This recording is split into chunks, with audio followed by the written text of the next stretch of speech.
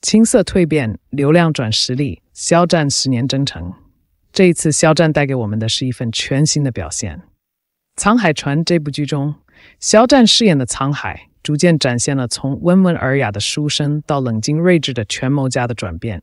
在剧中的多个关键时刻，肖战通过眼神与微表情的细腻演绎，让人不禁为之动容。尤其是在黑衣染血这一场景中，微妙的情感波动，如同隐匿在暗潮中的破碎感，让观众直击内心。如此细腻的表现，哪怕是普通路人也忍不住为之感叹。这份情感无法掩饰的破碎感扑面而来。说到肖战的回归，绝对可以用强势来形容。从2020年因为一些路人粉的无理行为，他被推向舆论的风口浪尖，到各种代言合同纷纷解除，肖战一度陷入事业的低谷期。那个时候，众多官方媒体的批评声不绝于耳，似乎看不到未来的光明。但如今5年的沉淀已让肖战再次站稳脚跟，凭借过硬的演技和扎实的实力，他成功蜕变，稳居顶流之位。这次的《沧海船》无疑是他实力的最佳体现。在强大的制作团队与精妙的剧情设定的加持下，肖战与一众熟悉的面孔一起，演绎了一场波澜壮阔的权谋与复仇之战。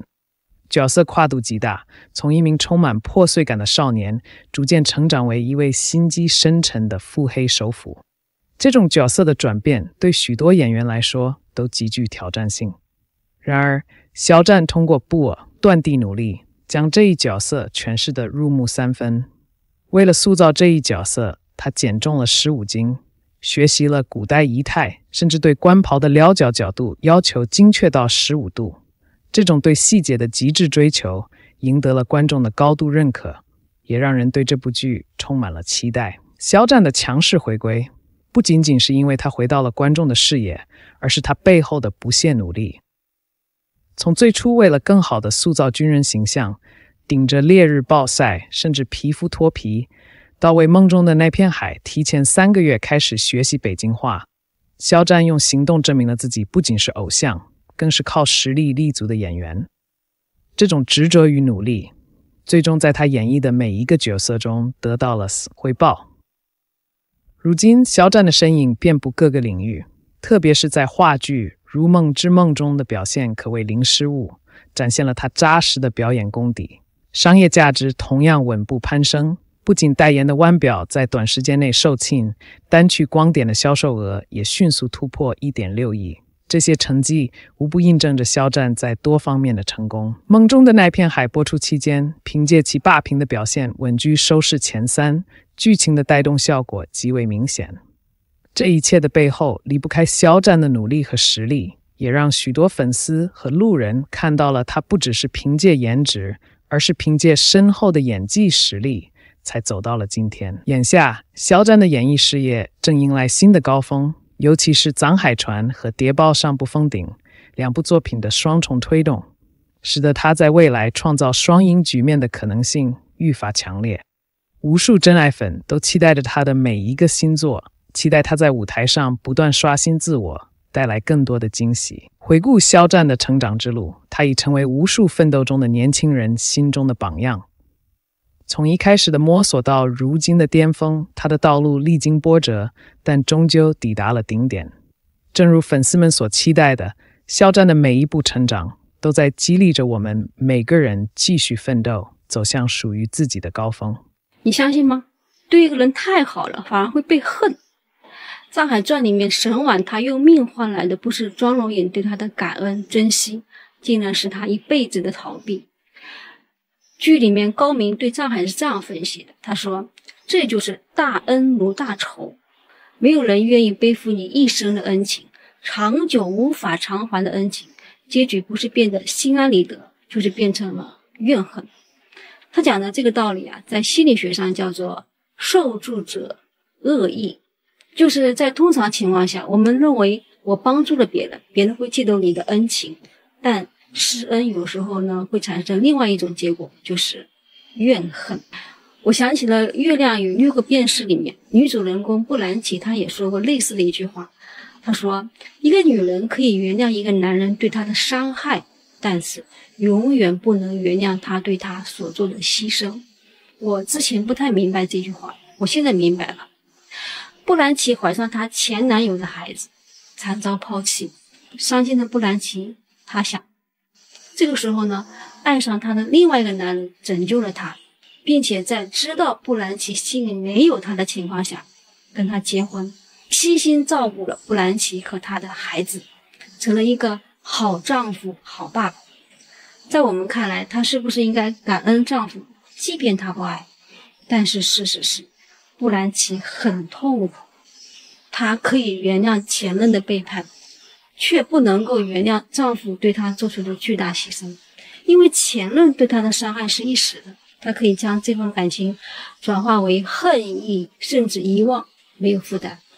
但是呢，丈夫对她做的牺牲却是长期存在的，她感到非常的内疚和不安。她可能无法报答丈夫对她所做的一切，或者说她可能感到丈夫对她的爱已经超过了她所能承受的范围。那《藏海传》里面的沈婉和庄如影的事情也是一样的。沈婉为了庄如影2次让出了自己的位置，又默认自己被蒋相设计。我当时会觉得，这个庄如影应该会给沈婉办好后事吧，后代他们的儿子庄之行。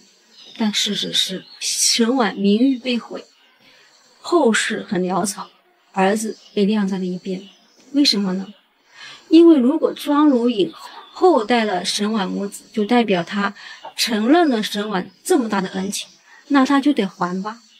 可是他根本就还不上，所以呢，他这么多年他都不愿意去看沈婉。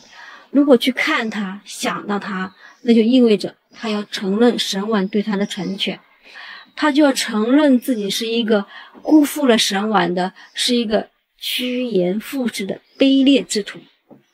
而且越是承认沈婉的无私深情，就越要承认他自己的自私无情。沈婉的存在就是对他一个提醒，提醒他曾经是那么的卑劣，他怎么肯？于是呢，他就开始了认知失调模式。为了平衡自己内心的矛盾羞耻，就给自己找出这样那样的理由。比如说，他知道沈婉和郎中的事情是被蒋相设计的，他肯定知道，但是他自欺欺人的选择了相信这件事情。他借用背叛事件让沈婉悄无声息的消失，以此来掩盖自己辜负他的事实，合理化自己的卑劣，平衡自己内心那些无处安放的羞耻和愧疚。但是藏海对于高明的态度就不一样，他对高明的付出就是一直心怀感恩，把他当成父亲一样。所以这个故事就在给我们敲响警钟，我们不要轻易的渡人，渡人是要承担他人因果的，渡人要有度，要有法，也要因人而异。你可以对人好，但是不能过度讨好。这个度以什么为界限呢？就是你不能像沈婉那样以消耗自己为代价去成全某个人。我们帮助别人也好，对别人付出也好，应该是一种爱满自溢的状态，就是你先把自己顾好了，溢出来的部分再去爱别人，这样你就会比较健康，有利于这段关系的发展。因为你自己不会有怨气啊，对方也不会觉得这个恩情过于庞大，那么也就不容易激发对方的恶意。这不仅仅限于亲密关系，包括你的生活和工作当中也是一样的。比如说有人向你借米，假如你要借给他，你就要想好，你借给他的这个数，哪怕以后要不回来，也丝毫不影响你的生活。这种情况下你是可以借的，你不要自己都过得不咋地，人家跟你开个口，你就把全部的家当都掏完了。那他要是以后不还给你怎么办呢？你怎么过？你不会有怨气吗？到头来很可能就是人财两空。第二个就是，假如你要帮助别人，在帮人之前，你就要给自己有一个预设，就是你帮了以后，这个事情就结束了。对方给不给什么反馈啊，那是他自己的功课，我都不去惦记，也不在意。要帮人，你就以这个心态去帮。